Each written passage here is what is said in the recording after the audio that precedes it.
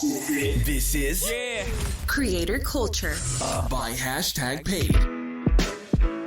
Hey, I'm Danny Desatnik, and today's conversation is with an underrated creator. Now, on social media, specifically on Instagram, today's creator has the byline, The Unmagnificent Lives of Adults. His name's Blake Kasemeier, and he goes by Blake of Today. And this is someone that is really unique in his approach. His storytelling combined with his truth and vulnerability about parenthood and what it's like balancing the lives of himself, but those that he cares for, and still communicating it in a way that's unique and core to him, because Blake's been a storyteller for, I think, as long as the internet's been around, through various mediums. And so when I came across Blake, I was really excited to talk to him because there's not that many parents speaking to other parents about daily struggles, daily successes, but doing so in a way where storytelling is the core, not trends, not just documenting, and nothing wrong with those two, but it takes a certain type of person and it takes a very specific skill to get people embedded in your life, regardless of how emotional the story is. And Blake does an unbelievable job with that day in and day out. And that's just his videos. His writing, that's a whole other conversation. But I'm excited for this conversation and I'm excited for you to hear it. So let's get to the good stuff. Here's my conversation with Blake Kasemeier. I was talking to a friend about this recently, and I don't know if this is your case or not. And I guess we can talk about it, but the idea of I think there's going to be a thing called the boredom generation. And because of COVID, everyone was like, I have nothing to do now, or like the time spent commuting, I get 2 hours back a day, or I can't do whatever, and I have to sit at home. I'm bored. What do I do? And the amount of people I've heard, I feel like it's a little bit different for you, but the amount of people I've heard where I've interviewed on stage for stuff, and I was like, hey, how'd you get started? And they're like, well, COVID hit, and it's kind of bored. And so like, I did this, and now I'm at like 5 million followers, and it's kind of fun. And I'm like, wow, this is so wild. Was COVID, did that have anything in terms the jump for you? Yes and no. So candidly, like I've wanted to be loved by the internet probably since there has been an internet, right? Like I'm 39 years old. I am of the generation. I am the last generation that is not a digital native. And so when it came to, it was so exciting for me. And, you know, my background, like my early 20s, I was in a hardcore punk rock band. I spent a lot of time touring.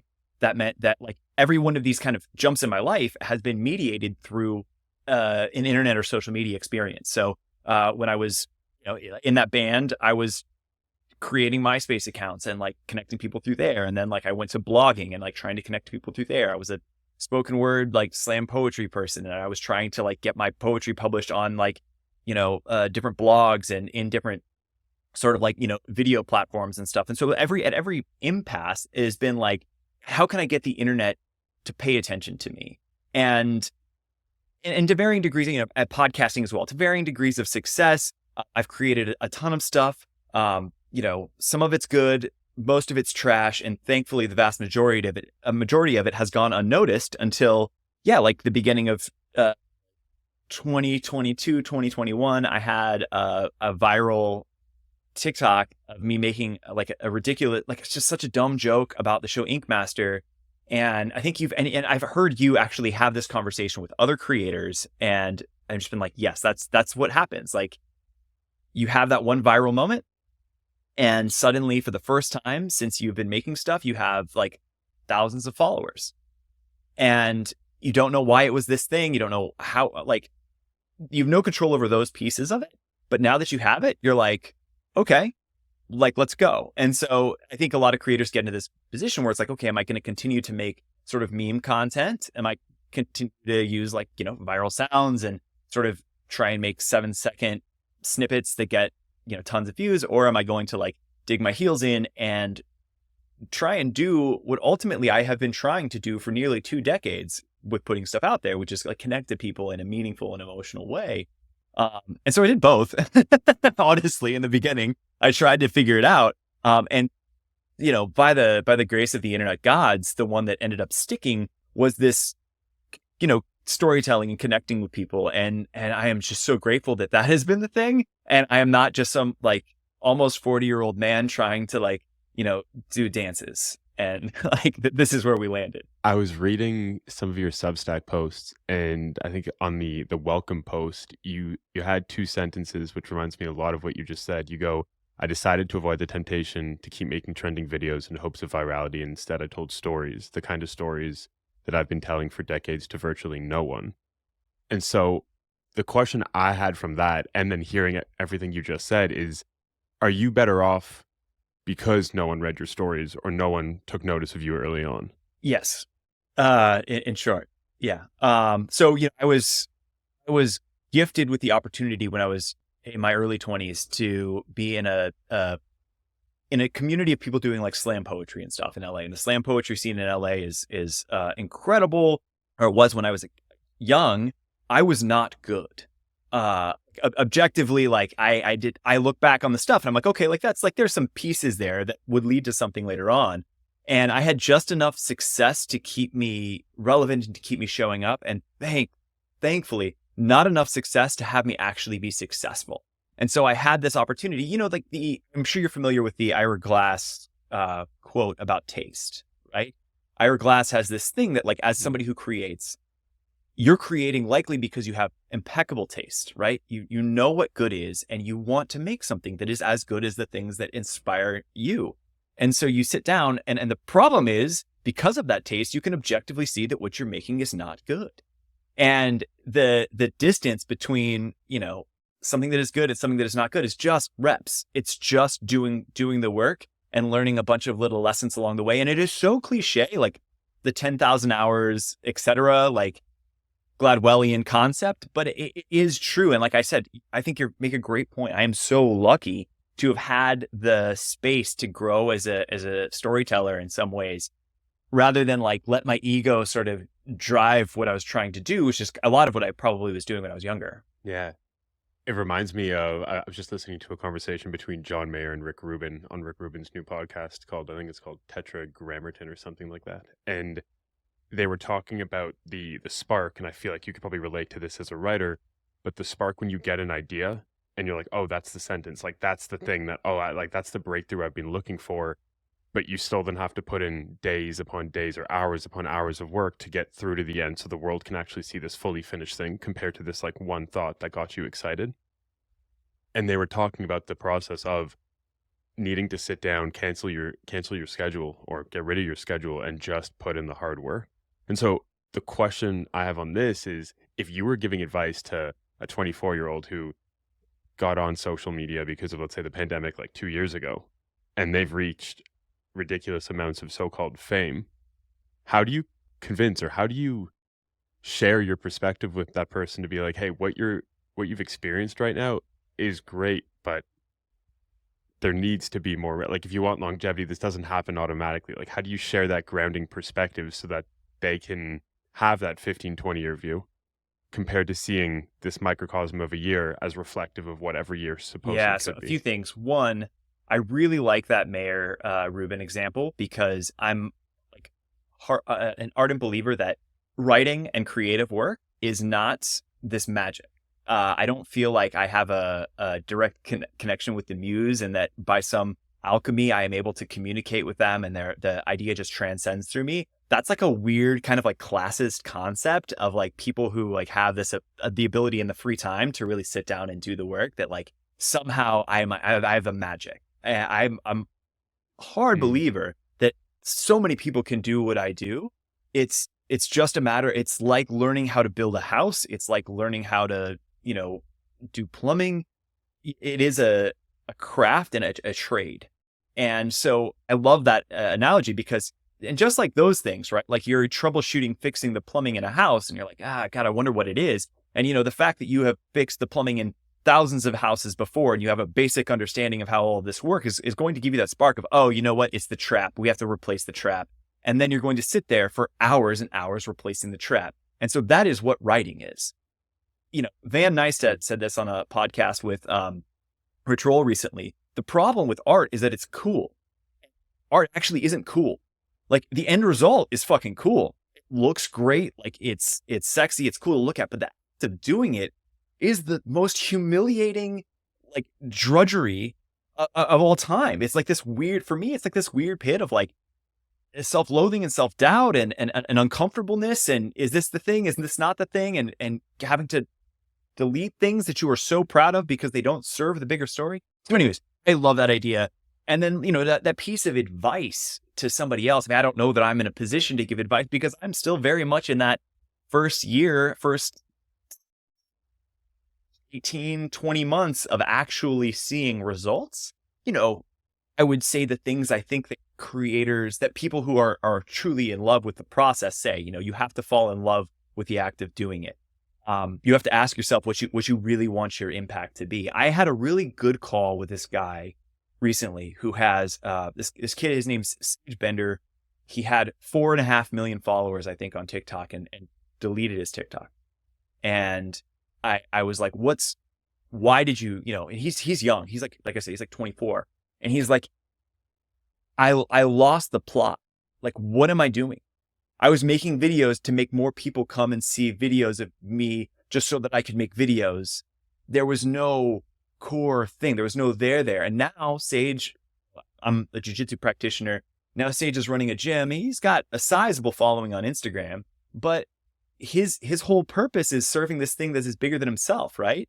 And that to him, like, that's the thing. And it took him this, what most people would consider this tremendous success, and actually achieving that success and being like, oh, this is silly.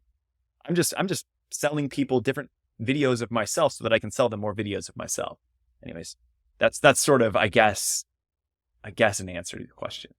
Yeah, no, it definitely is. I think a stream of consciousness is definitely an answer. And I think in most times, the people that write amazing stories, the stream of consciousness actually is more valuable than a straightforward answer. But what I want to know from this is, you talked about impact, right? It's reminding yourself every day of what's the impact you want to have. And maybe that's one way to stay grounded in the future, to know, am I going left? Am I going right? Am I on the right path?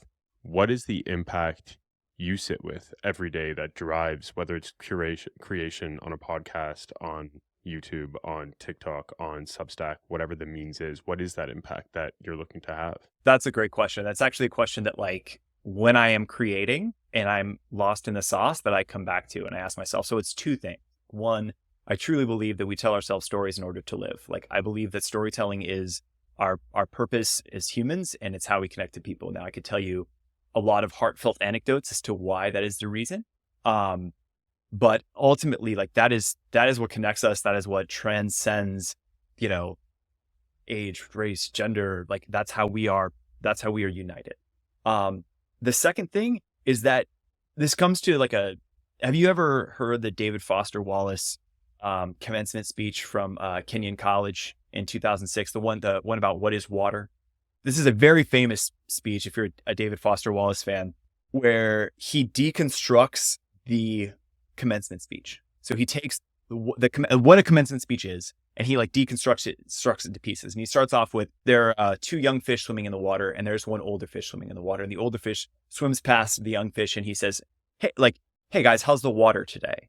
And the two fish turn to themselves and go, what is water? Right? The idea that you are not aware of the ether and the minutia of the little things that you are swimming in. That little observation, what is water? What I am doing, what I'm trying to do, is ask people, how's the water today? Right? And that allows them to have this moment where they see the things around them, the pieces of their life. If they see me glorifying making a smoothie for my kid, that is one of the critiques of creators, right? Is that, oh my God, you're obsessed with yourself. You set up this camera so that you could have this beautiful moment with your kid captured, and you've ruined it because you had to set up a camera. Why didn't you just have the moment? And to me, it's the only difference between a moment that is worth documenting and a moment that is not worth documenting is the fact that you are documenting it.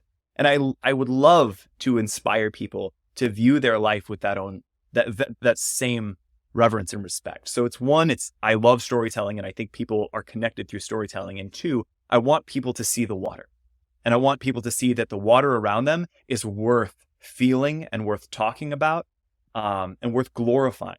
So cool to hear you say this, because I've been trying to share with my family members, especially those who are parents, creators that speak to that middle age, or speak to the parent as someone who is either guidance or someone that's creating aspiration, but not aspiration for this sexy lifestyle, but creating aspiration for what it's like to be a parent, and how to juggle all elements. And I shared a couple videos with my aunt of yours, and she came back to me with this text, and she goes, I love Blake's videos because as a parent they give me something to reflect on versus a place to escape my reality, which is what TikTok has usually done. That's incredible. Thank you for sharing that with me, Danny. Thank you, by the way. Of course.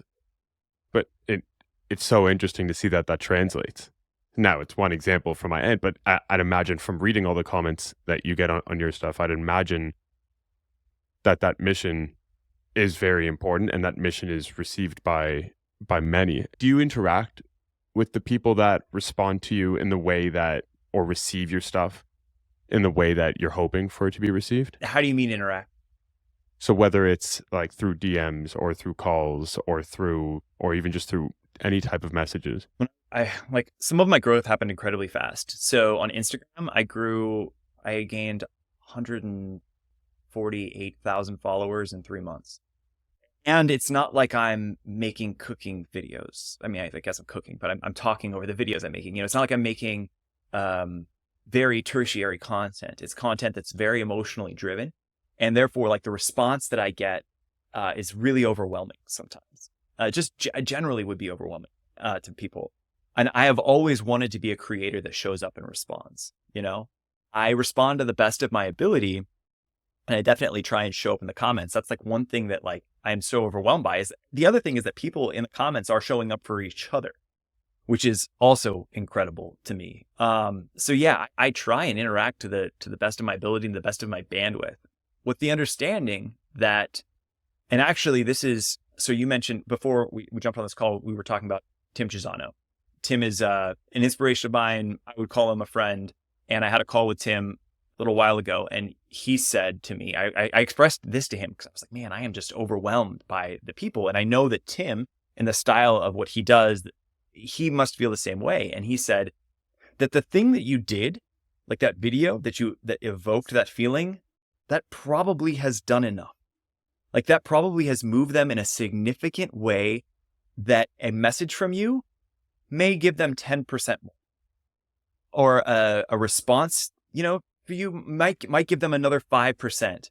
You moved them. The thing you made moved them. And that worked. Like, that's the important thing. And so for me, I've been like, okay, I can respond to 50 DMs, or I can make another video. And I want those people to be seen. And so, typically, I don't know if you've seen my content, if you've really gone through my feed on TikTok, which I believe that you have. About a third of the videos I make are responses to questions.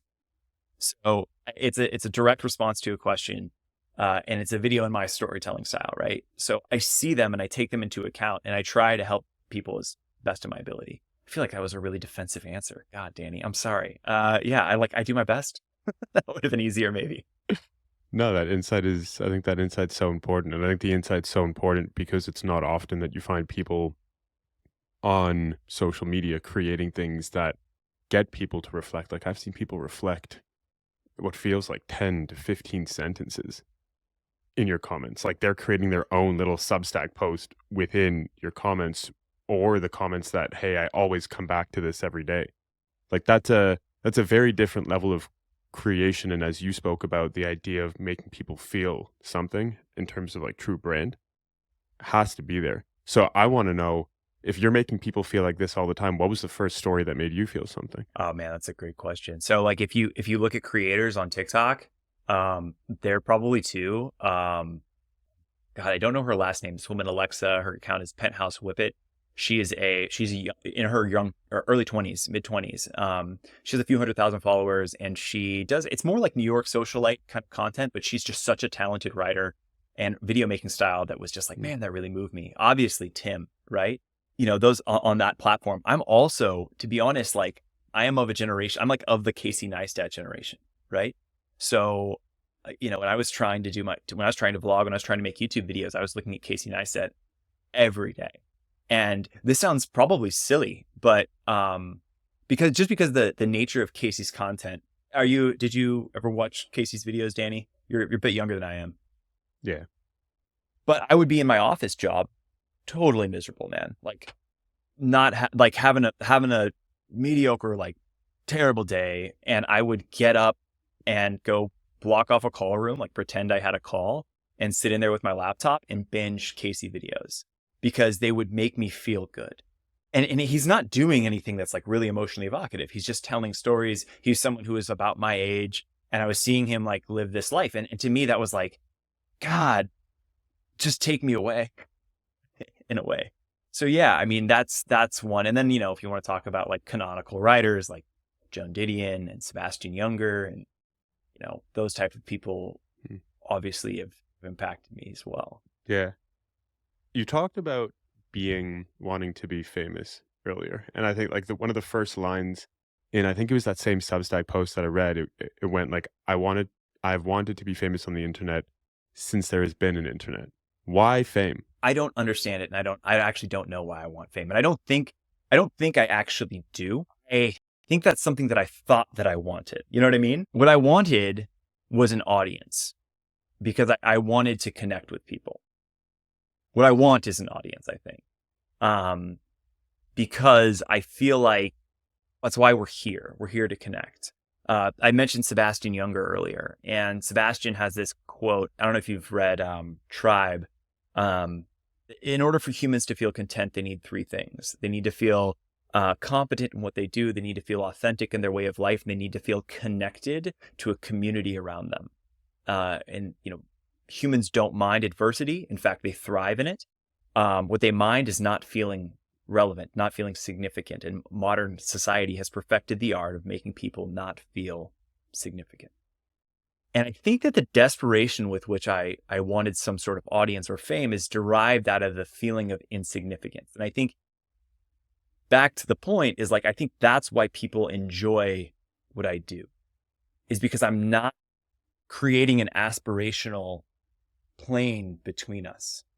I'm saying like, hey, this is me and I'm just like you, or maybe even I struggle with things that you don't even struggle with. And I think that people feel safe there.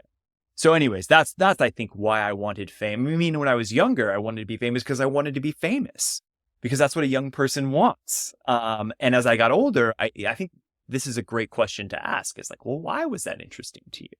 And I think the connection is the piece. So what amount of fame, as you sit here today, what amount of fame is enough? Or have you defined what amount of fame is enough? I haven't. And now what's interesting is that, like, I have already surpassed the level that I had ever hoped to sort of achieve. I thought it'd be cool to have 10,000 followers. I was like, it'd be really cool if 10,000 people on TikTok saw my videos. And I think you were talking to an interview you had with Coco Moco I was listening to, where she talked about how, and this is probably something she said in passing, but like how virality now means so little. How I can have a video that gets 1 million views and it doesn't, it's exciting, it's cool, but the numbers no longer mean anything. And I think, part of that is like, okay, cool. Like I've achieved some level of what I wanted to, of what I set out to achieve. And I'm not going to say that like vanity metrics don't hurt, because I think every creator responds to vanity metrics. It's, the smartest people in the world designing technology to take advantage of your brain chemistry that responds to reward and punishment in a way. So of course, everyone is going to be affected in some way. But at this level, I'm shocked. I'm shocked that I continue to grow. I'm shocked that with every new follower I get, I'm like, oh, you're still interested? That's awesome. I would say in a way I have already kind of achieved the level that I thought that I have wanted. And so anything now kind of feels additive, which is hilarious, because I have especially considering the people you have on this podcast, like I have a relatively small little pocket of people, but they seem to really like what I do. And that's the important thing. So I'm hearing a complex balance of something. I'm hearing that I've reached this like level of fame. I've reached this point in my life where now everything else that happens in this sphere of my life is additive, is a bonus. But then as you continue to grow, I would imagine that there's like this surmounting pressure of, oh, there's more eyeballs on me. There's more people watching what I'm doing. Can you still create freely at this like so-called level of fame compared to where you were before when supposedly no one was listening? Kind of one of the blessings and curses of the, I would say more of TikTok, less of Instagram, but like, which is like silly because now we're getting like really into the minutia, but it is where I have a platform, is that it is, has a ruthlessly short memory, right? You know, if you make something that people remember for a week or for like even longer than that, like I wonder how often anyone checks their favorites tabs, right? I can't remember the last time I checked mine. I know that I've saved videos today and I don't know the last time that I looked back on it, right? So anyways, blessing and a curse. It sucks that people have a short memory or that the apps have a short memory. It's also awesome that the apps have a short memory because like 3 days ago, I made a silly video about like what the modern day Patrick Bateman would be like, you know, the protagonist in American Psycho. And it got way more views than I thought, but it was just a silly idea. And I was like, let's go. Because if it flops and no one sees that it flopped.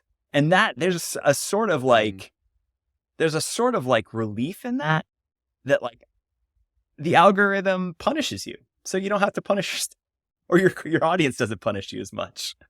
That's an interesting perspective.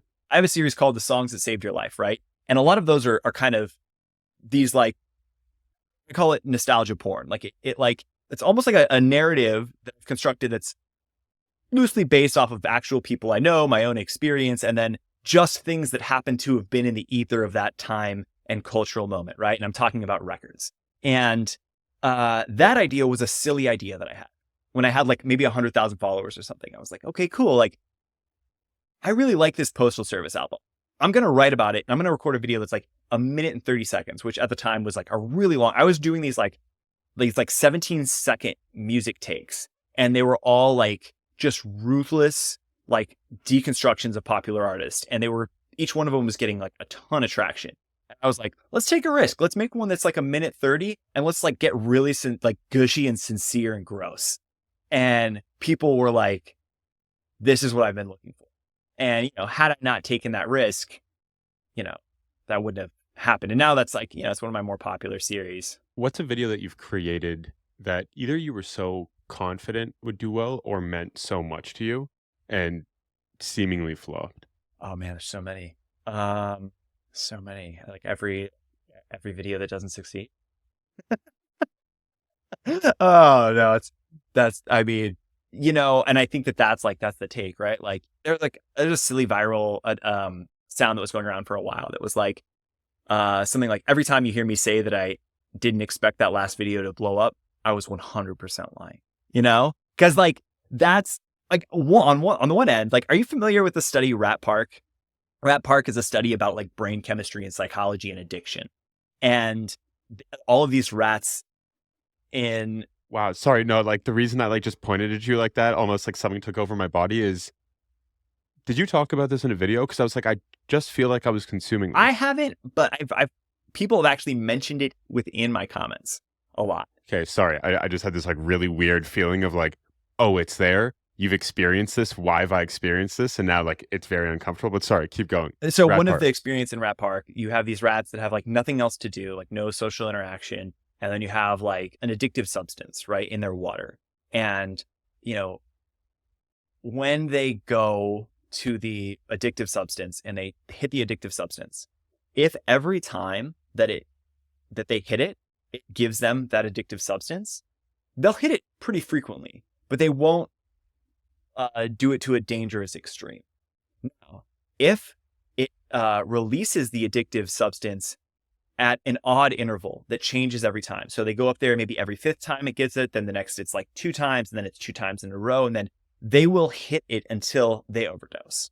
They will continue to go up and hit it and hit it and hit it and hit it and hit it until they receive, you know, unhealthy dose. Now, if it's, again, like if it's just if they know that every time they go there and they hit it, and it makes sense, right? Like you're like, oh, if I went viral every single time I posted, I would post once a week, right? It doesn't work that way. You'd have no control over what those mechanisms, which is a very powerful psychological tool that the apps definitely use in order to encourage you to produce more content, and in a way that's like, you know, probably less healthy for you.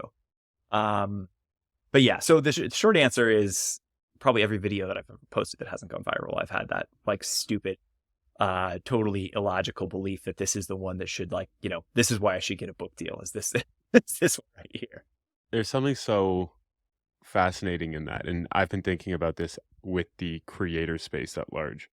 And the thing that you keep seeing pop up in this creator, this influencer world is that the traditional world, no matter how big or no matter how many followers a so-called influencer has, the traditional world or the traditional entertainment world still doesn't value them in that way of so-called audience. So if you're like, hey, this is a creator, they've been creating for X number of years and they have 10 million followers, they'll be like, okay, whatever. Hey, this is a creator though, or this is a person that then has an Oscar-winning film or let's say an Emmy, they'll really, really value it. And I've been trying to figure out why that's so. And I think to this Rat Park idea, it makes a lot of sense. Like anyone can get on social media. There's no friction beyond your own willpower to just keep posting and supposedly getting to this place of more views and more virality. But to your point as well, the things that are valuable in life, the things that we aspire to have limited supply and have a lot of friction. And so if everyone can do it, we're not going to if you could get your wife and it's like, you didn't have to go through dates. You didn't have to go through hardship. You didn't have to get hurt. But it was just like, you pick that one and cool, that's the person I'm going to live with. Like you won't value them in the same way. So I really like that. I really like that observation of if you went viral all the time, every time you wanted to, we wouldn't value it in the same way. Another, just because of you mentioned traditional media, this is something I was thinking about the other day, that different respect paid to traditional media versus like social media or algorithmic media, as they're calling it now. So you look at Tim is a great example. Tim can make a video today and it will get 1.2 million views, and it's like that's a high performing video for him, but it's not like crazy. Tim recently, or I guess like maybe 6 months ago, had an article in Rolling Stone written about him. I bet that Tim's videos get more views and engagement than that article in Rolling Stone got, and that exposure in Rolling Stone got. Yet for him and for most people watching it, you're like, oh my God, he got the Rolling Stone hit. And you're like, what? Like, that's crazy. Like, there's this kid, Adam Jockle. I don't know if he happens to be in your feed, but he's kind of blowing up right now. I was actually kind of making a video about him. He's this really sincere, earnest kid from New Jersey who makes like fit checks and like Starbucks reviews. And he's very, in his own admission, like his style, his aesthetic is trapped in like the 2010s. And people kind of clown on him. Like his first few videos to go viral were large accounts like duetting him and just kind of making fun of him. And people started watching him and be like, wait, this guy is really earnest and captivating. And now he's built like this really amazing community of people. He's got like 150,000 followers, and his views are getting like hundreds of thousands of views every video he posts right now because people are just fucking rooting for him, which is awesome. And he got written up in GQ. Again, I guarantee you, any one of his normal videos is going to get way more hits, have way more of an impact than that GQ article, but he's now validated because this GQ article exists about him. It's so interesting, that balance of like, we have a foot in each world, but really like, that's pretty performative. Like that really doesn't have that big of an impact on like what most people see. As someone who, for yourself as a copywriter and has worked in the agency world, so much of everything that we post on a billboard, it's a signal. It's like, why did Nike put Lance Armstrong, or why was Lance Armstrong beside everything cycling back in the day when he was in the Tour de France? Because it's a signal that the greatest athlete in the world rides with X type of gear or this type of association. And so it makes a lot of sense, but it's also super interesting as to why the signal of millions and millions of followers seemingly doesn't mean anything. But then to your point, you hear about a Taylor Swift concert and how she's making millions of dollars off of hundreds of thousands of fans, and that is like the talk of the town. Yet you might have a viral video that goes 10 million and no one really cares. Yeah. You as a creator, I think it's really cool how you've built a space for uncomfortable topics and safe sharing. Why are you so comfortable sharing these things that the large majority of people either stray away from or like disassociate for most of their life, even in private? That's a good question. One, it's unfortunately part of who I am, just kind of the man that I am and the person I am in the world. I am an uncomfortably emotional person. Like the other day, I had a friend drop something off at my house, and then we ended up having this really intense conversation in 20 minutes on my back porch. He went home And he told his wife about it. And his wife was like, you were at Blake's house for 20 minutes. Why were you talking about this? And he's like, it just happens when we get together. So one, there's parts of me that just are there. The second thing, you work in marketing, you have a background in this. Vulnerability is a disarming tool, right? Humor is a disarming tool. Earnestness is a disarming tool. Brands adopt these characteristics and traits in order to connect with people on a more significant level. And if I am expecting people to be vulnerable or to receive my content from a place of vulnerability, I myself have to be willing to show them that same vulnerability. And like, it won't work. I mean, it can work the other way, but unless I'm showing them like, hey, look, like this is at where it's at, you know, there's a Rumi quote that I just like need to cite my sources for this conversation. I've given you so many references to other things. I'm sorry. Like I've never had an original thought in my life, but there's a Rumi quote that the wound is where the light comes in. Right.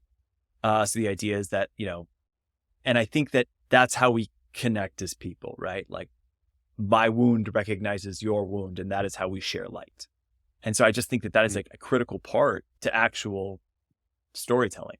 Yeah. It reminds me of a friend of mine is an amazing interviewer and an amazing creative. And he's recently been writing a lot of essays on just topics related to creating and creation and the creative process and being a creator. And he had this, what I thought was quite a profound statement, which goes very similar to that Rumi quote, which is, as a creative, your goal is to trade souls.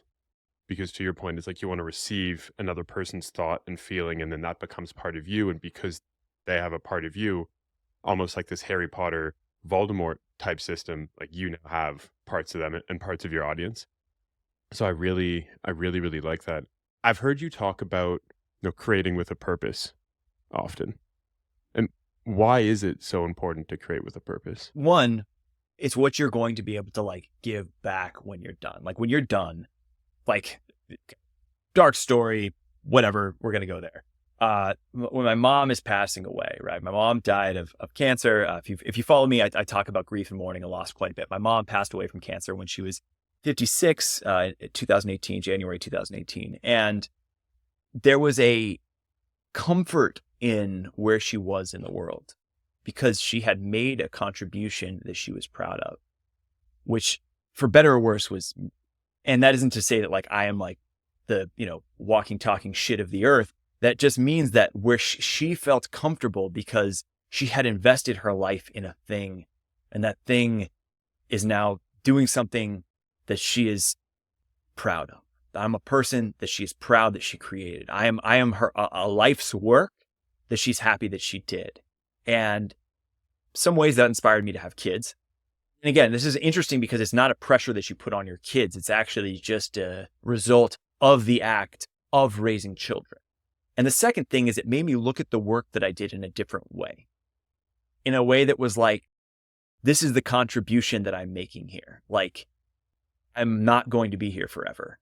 And our time here is finite and brutally short. And I need to feel good about the things that I contribute. That is the purpose, right? Again, it doesn't have to be serious. It doesn't have to be heavy, but you should be proud. That's what you have left. You know, you only really died the last time anybody says your name. And the more you can give to contribute to that, I don't know. I think it allows you to feel better when you go to bed at night if you are afraid that this might be the last night that you go to bed. And again, we're talking about making TikTok videos. Like, this is really getting heavy, but like, that's the place where I come from when I try and make shit. For sure, but I don't think it's funny because there's the topic of, I was speaking to a friend about this weekend, and we always look back 15, 20 years and always go, oh, those are the good old days. And it's like, well, what if you recognize that today is going to be the good old day? But to that point, TikTok is also going to be like the good old days. And like maybe in 15, 20 years, the next Scorsese or the next Quentin Tarantino is in some form or shape or way coming from TikTok. And so to us right now, we're like, it's just TikToks. But in 20 years, those TikToks either inspire the next person or that person that had the ability to reflect on TikTok. Someone like yourself, someone like a Tim, for example, gets the opportunity to get picked up by these major studios and then becomes that person that impacts everyone. So I don't think it's dark topics and deep topics don't belong on TikTok. I think, to your point, that's just kind of what the platforms have made us believe, that it's like you need these quick bites of things that are so-called meaningless. But when you talk about grieving and you talk about your mom's passing, and I know you created a podcast out of it to deal with that topic and to deal with those feelings. And I heard you say something that was really interesting. It was something along the lines of, you started the podcast to be able to grieve and to work through it, but by the end you were so proud of it because you had something, or you'd given yourself something that you wish your younger self had. Do you ever create from that point? Oh, I wish my younger self had X, so I'm now going to create these types of videos or on this type of message? So one, thank you very much. Like that's thoughtful that you recognize that in my work. And second, I don't know that I do that explicitly, but I know that I do take a lot of time. To your point, your question before is like, how do you engage with your audience? I actually have a lot of young followers. And by young, I mean younger than me. So, people who probably wouldn't identify as young, but like mid-20s folks. And questions about what would you tell your such and such self, and what would you, what advice could you give in the beginning of your career or the beginning of your creative process? And I take those questions so fucking serious. And I give them the time to like, instead of just writing something clever in the comments, to like sit down and make a video that like, I guess that I wish I would have had when I was in that stage. Yeah. So I guess I do to some degree take that perspective. I just don't realize that I do. I'll be honest, it's easier to be in service of other people, and it's more rewarding to be in service of other people than it is to be of yourself. And so I think that allows me to do it. But when you phrase it like that, I think that what I'm actually doing is the thing that you asked me about. Which I think is extremely powerful. I had thought of, there was a point in time where I was thinking of managing creators, and I was like, oh, who would the types of people be that I'd want to manage? And one of them was like educators, but educators that create for their younger selves. Because I think it comes from such a redemptive place and such a pure place that what you're sharing is not, to your point earlier in the article, it's not there for virality, it's not there for views. It's there because it means something to me, it's my purpose. So I think it is really important. I saw a video and you spoke about this briefly, but talk to me about the meaning behind the number 1110. Yeah, for sure. So on the back of my right arm, I have tattooed 1110. Is the address of a house where in my my mid-20s, I spent a lot of time. So I was in this band. My band was as successful as a band could be in the independent hardcore punk rock scene without actually being successful. And I believed in that band like people believe in God. Like I thought this was going to be my trajectory. And, we had major label A&R coming to our shows, etc. It didn't pan out. And when we broke up, it was devastating, just gut-wrenching. I didn't know what to do with my life. I was in, I think, a position a lot of people who maybe find me are. I was in my mid-20s, and I didn't go to college. I didn't have a career in mind that was even remotely interesting to me. And I knew that I loved to write. And I had a group of friends who also liked to write. And we met at this house once a week for a writer's group. And it lasted a couple of years. And it was deeply impactful in my life in a way that other people that were there didn't realize it. It gave me a sense that like, hey, it's going to get better. It's not all over. And you have something, you have a gift, and these other people have a gift, and we're all sort of like working together to build. There's so many important lessons that were formed there. The people who owned that apartment moved out.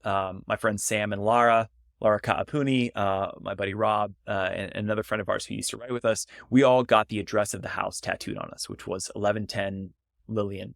So 1110, we all got that. And sadly, a few years ago, Laura passed away. And so the tattoo has this like crazy double meaning where, you're connected to this place, but now this tattoo is a memorial tattoo for someone who died. And just to take it a step further to talk about Laura a little bit, I made a video about her, in which I read some of her poetry, and people really resonated with it. And for me, it's like, it was this catharsis. It was a really important thing for me because in some ways, being a part of that group and being exposed to people who I confidently say were so much more talented than I was. And now I have this platform to be able to share their work on my platform, it just means so much to me. And the fact that like, I read a snippet of one of her poems in one of my fit checks, basically. And people were like, holy fuck, how do I find out about this woman? Like, how do I get more? And I said, okay, cool. I'm just going to read one of her poems, like a 3-minute poem. And I thought that video was just going to do terribly because it's sitting in me just reading a poem for 3 minutes. And ended up, it didn't get millions of views, but it got tens of thousands, if not hundreds of thousands of views. At that point, the views weren't about me, right? Like I was like so excited that like, because there's nothing about me in that video. It's just me sincerely sharing this piece of my friend and people just appreciating. And then people were in the comments, they were like, how do we find more of her work? And I responded to the people I could. I was like, search for Lara and the name of the poem and all this stuff. And people were going like, telling people what search paths to go down in order to find her work. And then coming back and talking about lines in her poems, all in the comments of one of my pieces. And so like, again, like you asked me like what success looks like. It's like, man, like that's it. Like I did it. I built my platform to share the work that my more talented friends who are not here anymore, could have. So yeah. It's the story behind the tattoo. Long-winded again, man, tangential. Sorry, Danny. I don't know why you keep apologizing because this is going to be probably one of the most interesting podcasts I've recorded. On the notion of getting together periodically or in various intervals with friends or people that mean a lot to work on something with the belief that this is going to be bigger than you one day, do you still take a similar pattern today with other creatives? I'm so lucky, Danny. So I've got a group of creators that I work with. And it's not like and I work with sounds cheesy. Like, we have a group text and some of them are similar to me and some of them are definitely not like me at all. And it's more of a workshop. So we're not like, building stuff together. I've collabed with one of them, but it's more like, hey, is this good? I'm nervous about this. Can you give me some input here? And getting that feedback, man, it is so critical. Like that's one thing that I think is so alienating about social media is we've created this incredible platform, like probably the most efficient platform at transmitting information, but you receive that information in the most alienating and lonely way that you possibly can when you're just sitting by yourself looking at your phone, right? And so to actually create a community of people that you can say, hey, like even now, like as a young creator, like young creators, you'll start noticing that you have a cohort. And I had a cohort, and I think everybody kind of has a cohort, right? Look at people that are in your space that are doing stuff that's similar to you, follow them, start making comments on their posts, become mutuals with them, and then talk to them in the DMs. Like take that relationship because it's for my mental health, like for the health of my work, like there's been nothing better than having a group of people who I can just be like, hey, guys, like gals, like, what do you think about this? Anyways, yeah, big fan of that. Big fan of collaborative work. It reminds me of there's this thing, or there was this movement of authors. One of the main, I think it was J.R.R. Tolkien, C.S. Lewis, and maybe a bunch of others. And they met at the same pub. I think it was every Saturday for maybe it was 10 years or 15 years or something like that. And this was as they were writing like Narnia and I just blanked on every other title, but incredible books that have led culture and been a part of like our lives for so long. And it was this idea that they went in repeatedly with the right people with great feedback. And supposedly they would always, what mattered to them is that everyone around them was impressed. But just those 5 people that they valued so much were impressed. And it then brings me back to one of my favorite artists, a guy named Kenny Beats, who's also a producer. And when he talked about how he was getting started and what meant most to him, how he knew what's good, what's bad, he's like, I just wanted to be cool with the people that I thought were cool. And if I did that, then great. And that's what I continue to do. And now he's one of the most influential rap, hip hop producers of this current generation. And so hearing you say that is so encouraging. So encouraging. Those are both great examples. And I think that line from Kenny Beats is like probably, that's so insightful. Like I just want to matter to the people that matter to me. You should feel confident and create for yourself. But also like when you think about your audience, it's just so easy to like be like, man, like this isn't taken off or this thing isn't getting seen or like these. And it's like, hey, who did you make it for? Do you think that they would think it's cool? You feel good about that. 100%. One last thing. before I end this. I'm sure I could go on for hours, but there's one that you brought up music earlier in the conversation, and I heard you say something, I don't exactly remember when, but you said something along the lines of embrace the transformative power of punk rock playing really loud. Can you describe the feeling of the transformative feeling of punk rock playing really loud? I mean, to the best of my agree without best of my ability without sounding like a super crazy sentimental old man. But yeah, I mean, so in the context that you're of that quote, I think it's from, I've actually used that line in probably 2 TikToks. And one of them was talking about, I think, the band Operation Ivy. And the second one was actually talking about my mom. And when I was a kid, I was raised by a single mom, and we didn't have divorced parents. My dad was involved to some degree. We didn't have a ton. And what my mom did have was like music and rock and roll. And music is generally free, and it is, you can listen to it over and over again. It constantly is constantly giving. When you're able to just let yourself go to the sound of loud music, magic happens. I used to joke that, it would make our hot rent check take a couple more days in the mail until my mom's paycheck hit the bank, and it would fill the, quarter of a tank of gas up to halfway full, and it would have it felt like that music had the power. There's that, and then there's the idea that's like so cool. It's just real quick. I'm a big Phoebe Bridgers fan. A big Boy Genius fan since and it's just. Did you just go see I them? did not know, because but I will tell you a story about seeing them, about seeing Phoebe Bridgers. So it was a fan of hers, on her, when she was a smaller artist, right? And you would go to the shows, and it would mostly be dudes who look like me, guys in their 30s, flannels with beards, drinking craft beers with their arms folded. Right? And then the pandemic happened, and Phoebe Bridgers blew up. And I went to see her. It was my first show after the pandemic in 2021, I think, at the Greek Theater, which is insane because I saw her right before. Actually saw Boy Genius on their first tour. It was Boy Genius at this tiny venue. It was super cool. It was off their first record, and I was like, oh, this is great. I love all of these artists. I'd been a fan. And then Julian Baker joined Phoebe on stage. She actually opened for her at the Greek in Berkeley, which is a massive venue, just massive. And I'm standing in line, and this is how I was I kind of had 2 realizations. One, I was like, okay, cool. You're old. Is that I was looking around, and instead of being gatekeepy and being these fucking kids, they don't know, I was how fucking cool is it? How cool is it that all these people know this artist? That is so awesome. And then the second thing is I realized how good it felt to love music in the way that a 16-year-old non-binary kid was loving music, right? And the way that 50-year-old or 60-year-old mom who was there taking their kid to the show was loving the music. And it just was this, it was probably the most cathartic concert I had been to. And it felt one of the most intimate concerts I had ever been to, even though it was just such a massive scale. So yeah, I don't know. I guess that kind of answered the question. It's that feeling of the music is so loud that you just lose yourself in it, and you're around all these other people who are losing themselves in it too. It's a sound that's bigger than you.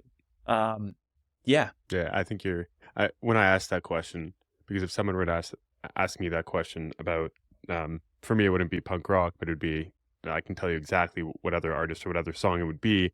I wouldn't be able to describe the feeling. When I was thinking of stuff that we would talk about, and I really wanted to ask you this, I was I'm pretty sure he's not going to come with a feeling because, to your point, it is magic, and it's pretty hard to describe. But that feeling of you experienced it in some type of way and had such enjoyment that everyone else around you was feeling it, I think those are the best concerts. And so I will end here because I know you've got a family to go to, and I know you've got a life to go to, but man, it has been an absolute pleasure. I think the way that you think about creating, and now social media is part of that toolkit, but regardless of social media or not, is super impactful. I'm super grateful that you're creating on these platforms, because what it does to the people that see your stuff is super impactful. And thank you for just being a super interesting person that has a lot of nuanced, but also has a lot of tangents to go off of, because no wonder you have so much to speak about all the time. But anyway, it's been a pleasure. Thank you for coming. Yeah, Thank you for absolutely, sharing. Danny. Thank you for your platform, man. Thank you for having me.